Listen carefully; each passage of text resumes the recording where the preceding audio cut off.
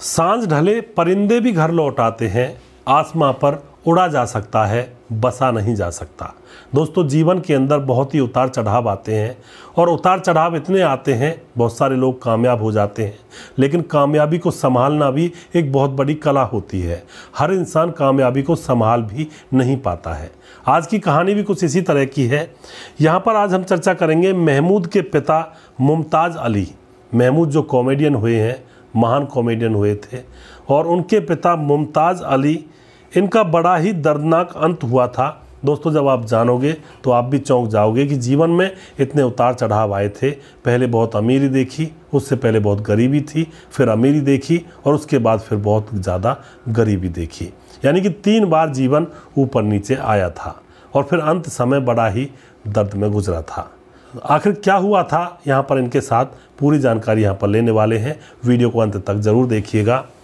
नमस्कार, मैं हूँ सुदेश कुमार और फिल्मी कहानियाँ चैनल में आपका स्वागत है। मुमताज़ अली, आप महान कॉमेडियन महमूद अली को तो अच्छी तरह से भली भांति जानते होंगे, जो बहुत सारी फिल्मों में हम लोगों का मनोरंजन करते थे। दोस्तों, उनके पिता मुमताज़ अली भी एक महान अभिनेता हुआ करते थे। हिंदी सिनेमा में उनका दौर 40 से 70 के बीच का जो दशक रहा है, वही उनका दौर रहा था और मुमताज़ अली उस दौर में मशहूर चरित्र अभिनेता हुआ करते थे, यानी कि कैरेक्टर अभिनय किया करते थे। 1905 को मद्रास में जन्मे मुमताज़ के माँ बाप की मौत तो जब वे छोटे से थे, बचपन में थे, तभी उनके माँ बाप की मौत हो चुकी थी। फिर वे अकेले रह गए थे। और दोस्तों, अब यहाँ पर उनकी जो बड़ी बहन होती है, जिनका नाम होता है करीमुन्निसा, उन्होंने उनको पाल पोस कर बड़ा किया था। और अब यहाँ पर ये बड़े हो जाते हैं, 20 साल के हो जाते हैं। और जब वे 20 साल के हुए तो वे काम की तलाश में बम्बई चले गए थे। बम्बई जाने के बाद वे काम की तलाश में इधर उधर भटकते रहते हैं। यहाँ पर वो छोटा मोटा काम करते और वहीं पर सड़कों पर वह सो जाया करते थे। अब 1928 में उनकी मुलाकात इत्तेफाक से बॉम्बे क्रॉनिकल्स के अंग्रेज़ संपादक बेंजामिन गाय हॉर्नीमैन से हो जाती है। अब उस अंग्रेज़ को मुमताज़ के ऊपर दया आ गई और वो उनको अपने घर लेकर चले जाते हैं।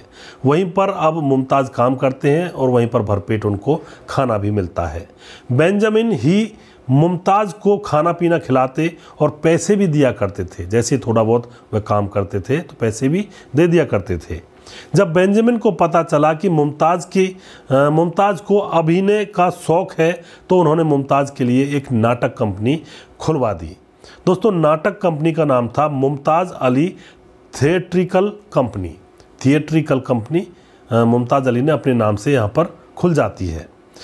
इस कंपनी ने ही मुमताज़ की किस्मत को भी बदल दिया था। दोस्तों, यहीं से उनके जीवन की शुरुआत हुई थी।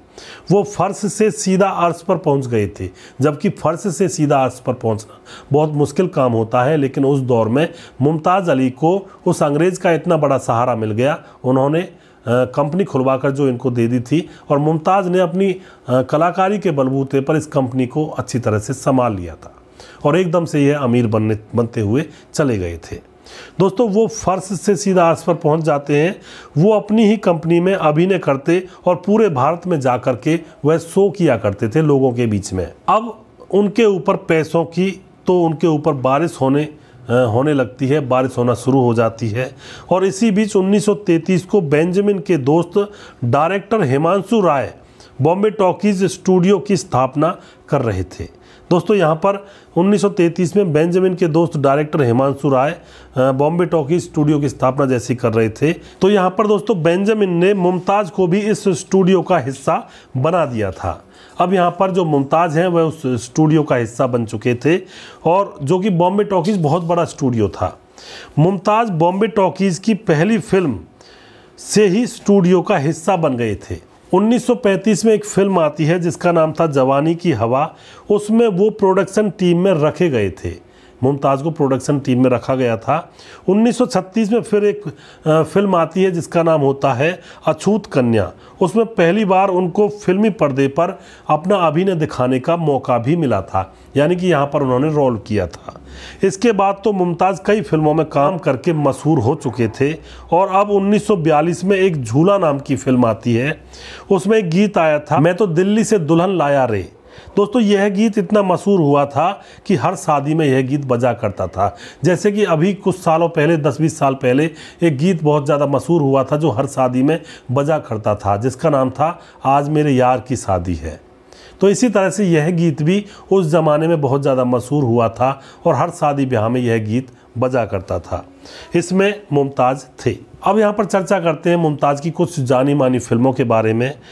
एक फिल्म आई थी वचन, जिसमें मुमताज़ ने काम किया।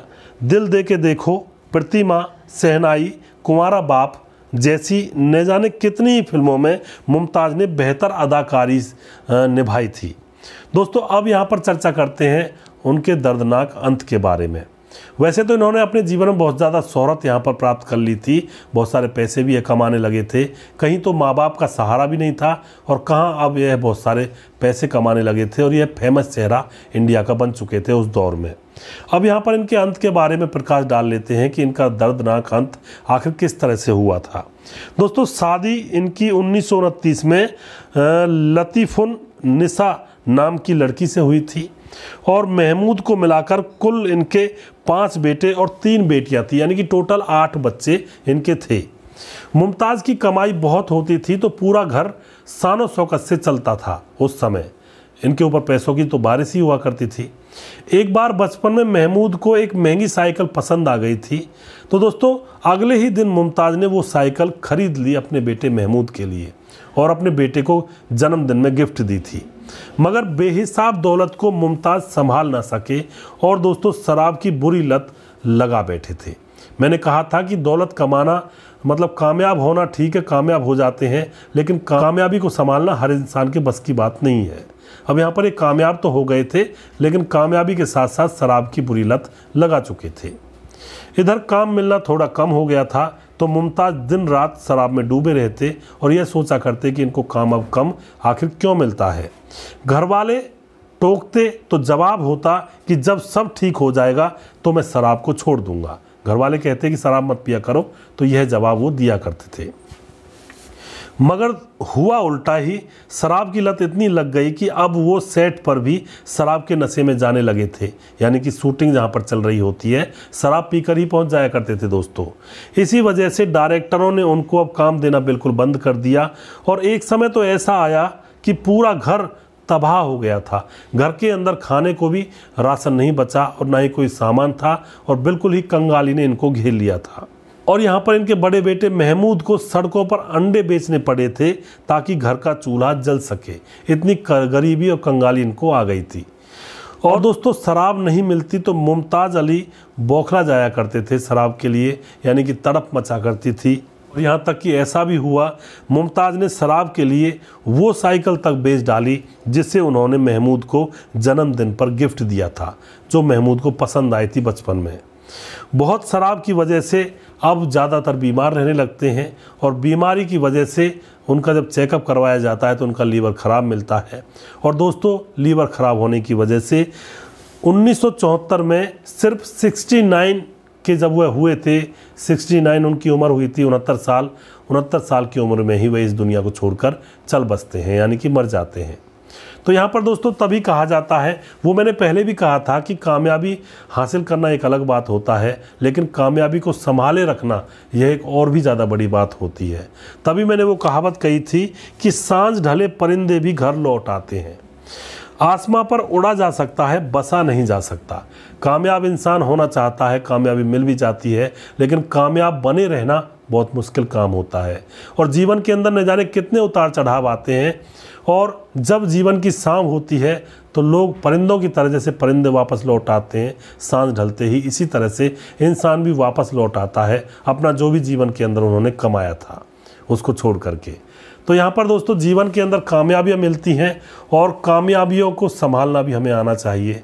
इंसान के जीवन में न जाने कितने उतार चढ़ाव आते हैं। यहाँ पर इस एक इंसान के जीवन में सबसे पहले माँ बाप का साया उठा, फिर बहन ने पाल पोस कर बड़ा किया तो मुंबई चले गए, वहाँ जाकर छोटा मोटा काम किया, सड़कों पर सोए, फिर अंग्रेज़ को इनके ऊपर दया आई, फिर उनको एक कंपनी इनकी खुलवा दी, फिर उससे यहाँ पे ये फिल्मों में उतर गए और फिर अच्छी खासी इनके पास आमदनी हो गई थी, बच्चों का भरण पोषण भी अच्छे से हुआ। लेकिन थोड़ा सा काम नहीं मिला तो उस थोड़ी सी चीज़ पर डगमगा गए और शराब का सेवन करने लगे और वहीं से इनकी ज़िंदगी का तबाह होना तय हो गया था।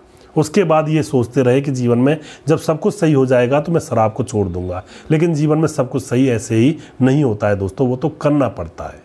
और उसके बाद यह शराब के ज़रिए ही इनकी मौत हो जाती है और फिर बच्चे यहाँ पर ऐसे ही रह जाते हैं। तो जीवन के अंदर बहुत सारे उतार चढ़ाव आते हैं, कभी भी घबराना नहीं चाहिए और जीवन के उतार चढ़ाव में किसी गलत व्यसन में नहीं पड़ना चाहिए, वरना जीवन के उतार चढ़ाव और प्लस में गलत व्यसन जैसे शराब पीना, नशेबाजी करना, ये दो चीज़ें, दो आफत लग जाती हैं और फिर तो इंसान का निकलना बहुत ही मुश्किल हो जाता है।